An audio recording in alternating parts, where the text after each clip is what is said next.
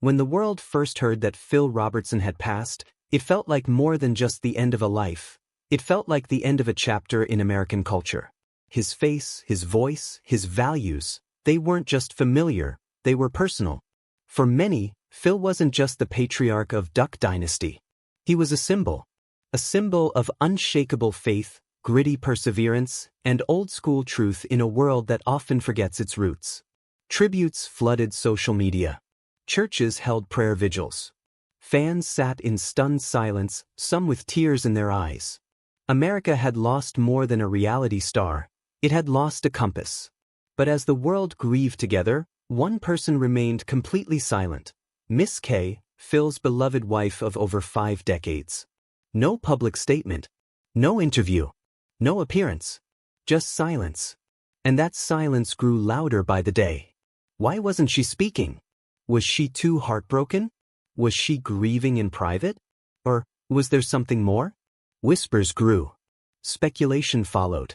But what no one knew, what no one could have known, was that Miss Kay wasn't staying silent out of sorrow alone. She was waiting for the moment Phil had asked her to hold on to. A moment they had spoken about in hushed tones, long before he ever left this world.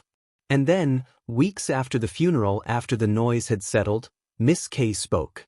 What she revealed didn't just stir emotions. It shocked the world.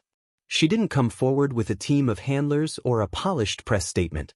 She sat, quietly, hands clasped, her eyes filled with tears, but her voice steady. "I waited," she said, "because Phil asked me to. He told me, one day when I'm gone, and the time feels right, don't hold anything back. Say what needs to be said. Speak from your heart, not from fear." This wasn't a performance. This was a woman, a wife, holding the weight of decades of love, pain, and redemption, and finally letting it go. And what she said next would leave even the most loyal fan speechless. Phil Robertson was never in it for the fame. In fact, when Duck Dynasty first aired, no one could have predicted how deeply he would root himself into the American conscience. With his rugged beard, camouflage shirts, and unflinching Southern values, Phil became more than a reality TV personality. He became a mirror. A man people either admired deeply or couldn't quite figure out. But behind the humor, behind the hunting gear and family empire, was a man driven by something far more powerful: conviction. Phil lived what he preached.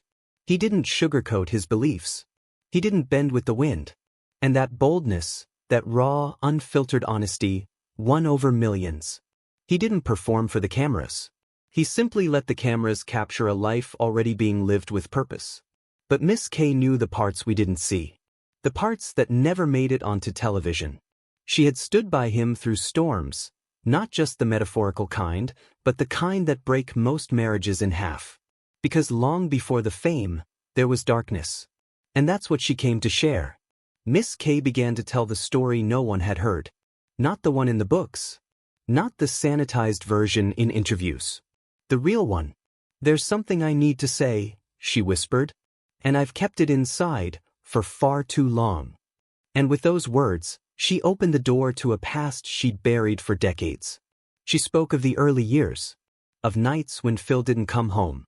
Of shouting matches, slammed doors, and quiet weeping when no one was around to hear.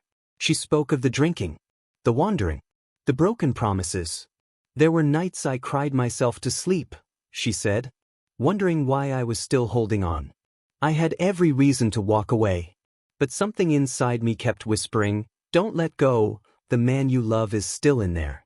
He's just lost right now.'" Her words weren't bitter. They weren't aimed to wound. They were raw, yes, but they were filled with grace. Because Phil did change. He hit rock bottom. And from that place, he looked up and found God. And through God, he found his way back to Miss Kay.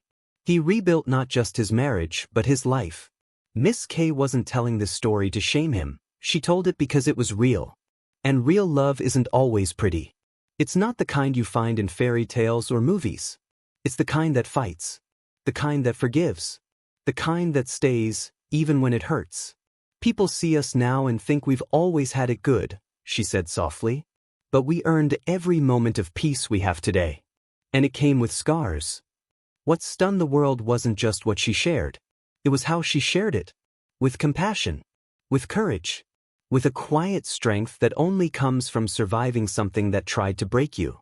She honored the man Phil became, while bravely acknowledging the man he once was. She spoke about forgiveness. About faith. About the unbearable pain of loving someone who keeps wounding you, and choosing to love them anyway. Miss K's voice that day wasn't just a widow remembering her husband. It was a survivor remembering the battle. It was a wife who walked through the fire and came out with something deeper than romance. She came out with truth.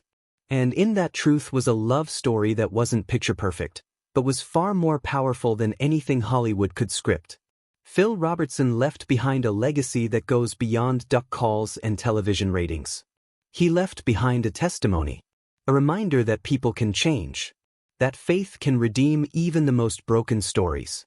That legacies are not built by perfection, but by perseverance. And Miss K, she became the final chapter of that story. The quiet presence who had stood by his side for decades, finally stepped forward. And when she did, she gave us all something more valuable than a eulogy. She gave us the truth. Not the easy kind. Not the polished kind. But the kind that saves marriages. The kind that gives people hope. The kind that reminds us, behind every strong man, there's often a woman who stayed, who prayed, and who believed, when no one else would. And sometimes, that's the kind of love that changes the world. The night Phil Robertson passed away wasn't full of chaos or noise, it was quiet. Almost sacred. Just hours before, Miss K sensed something in the air. Not fear. Not panic. But peace. Phil had grown weaker in those final days. And though neither spoke it aloud, both knew the time was near. She had always been the steady one, preparing meals, managing visitors, keeping the family grounded. But that night she let everything else go. It was just her and Phil. She sat beside his bed, holding his hand gently, her fingers trembling as she whispered words only he could hear. She didn't cry. Not yet. Instead, she smiled and told him stories. Stories from the early days. Their first home. The boys learning how to fish. And the time he promised never to touch alcohol again. Each word was a thread, weaving the fabric of their life. Then, she pulled out his Bible, the old, worn one he used for morning readings, and read his favorite passages. His eyelids fluttered. He couldn't speak. But his breathing calmed. As the hours passed and the house fell silent, she leaned down and kissed his forehead. "It's okay to go," she whispered. "I'll be okay. You did good, Phil." That was her private goodbye. No dramatic scenes. Just love and a letting go. The kind of farewell only two souls bound for life could share. Days after the funeral, the house was filled with flowers, casseroles, and quiet conversations. But Miss K couldn't rest. Something tugged at her heart. She wandered into Phil's old study, the one filled with duck calls, hunting gear, and boxes of memories. As she dusted off the shelves, she found a worn leather notebook tucked under a pile of old sermons. It was Phil's journal. She opened it slowly, expecting hunting logs or business notes. But what she found stopped her in her tracks. The journal was filled with letters, not to the world, not to fans, but to her. Dozens of entries written over the years. Each one dated. Each one signed, "With love." Some were simple, "Thank you for loving me through my worst." Others were heartbreakingly deep. "I still remember the night you forgave me. That was the night I became a man." He wrote about his regrets. His faith. The love he struggled to put into words during life. "I never deserved you," he wrote once, "but you stayed anyway. That's God's grace, through you." Miss K clutched the book to her chest, overwhelmed by the intimacy of it. Phil, a man of few emotional words in public, had poured his heart onto paper, for her eyes only. And now, in his absence, his voice lived on. More tender than ever before. In the weeks after Phil's passing, the Robertson family found themselves scattered in grief. Some kept busy. Others stayed quiet. The loss had left a strange silence in their gatherings, like something powerful was missing. But one Sunday afternoon, Miss K called everyone to the old family cabin. No TV crews. No cameras. No noise. Just family. They gathered around the long wooden table where they had shared countless meals over the decades. With the strength only a mother could carry, Miss Kay laid Phil's journal at the center of the table. One by one, she asked each of them to read a page aloud. It wasn't just emotional, it was healing. Each son read a letter Phil had written about fatherhood. The grandchildren heard his hopes and dreams for them. They laughed. They cried. And for the first time since the funeral, they felt united. Not just by sorrow, but by the powerful love of the man they had called dad, granddad, and husband. Willie stood up, eyes red with tears, and said, "Through every word he left behind, the Robertson family wasn't just reunited, they were reborn." A few weeks later, Miss Kay received a letter from a young woman in Texas. "I watched you on TV, but I never knew how strong you were until I heard your story. You gave me hope." That one letter became dozens. Then hundreds. Women from all over began writing to her. Women facing heartbreak, addiction, infidelity, and fear. And Miss Kay knew what she had to do. She recorded a simple video message. No studio. No makeup. Just her, sitting on her porch. She looked into the camera and said, she spoke about forgiveness. And setting boundaries, not out of fear, but from love. Her words resonated. Not because they were polished, but because they were real. She didn't offer perfect answers. She offered truth. That video went viral, not because of fame, but because her heart reached across screens and hugged women who needed it most. There's one moment Miss Kay has never shared with the public, until now. That final night, just before Phil's breathing slowed. She leaned close and made him a promise. It wasn't just words. She meant it, with everything in her. And she's been living that promise every day since. From gathering the family weekly, to hosting Bible studies at home, to continuing the quiet acts of service they used to do together.